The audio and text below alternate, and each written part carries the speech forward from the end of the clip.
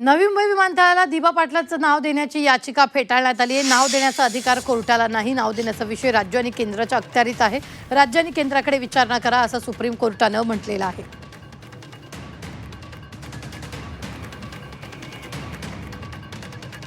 आपण पाहतोय दिबा पाटलांचं नाव देण्याची याचिका, नाव देण्याचा अधिकार राज्य आणि केंद्राला असल्याचं सुप्रीम कोर्टानं यावेळी नमूद केलंय।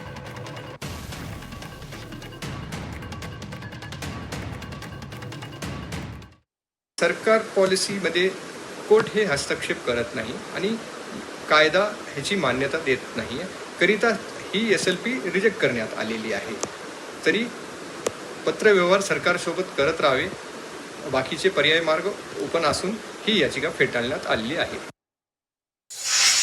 नवी मुंबई एअरपोर्टला दिबा पाटील साहेबांचं नाव द्यावं ही शिवसेनेची 100% भूमिका आहे आणि त्याचा पाठपुरावा शिवसेना म्हणून आमचे खासदार पण करतील आणि स्वतः वेळ पडल्यास माननीय एकनाथ शिंदे साहेब केंद्रीय नेत्यांशी चर्चा करतील, परंतु शिवसेना म्हणून दिबा पाटलांचंच नाव द्यावं ही आमची भूमिका आहे।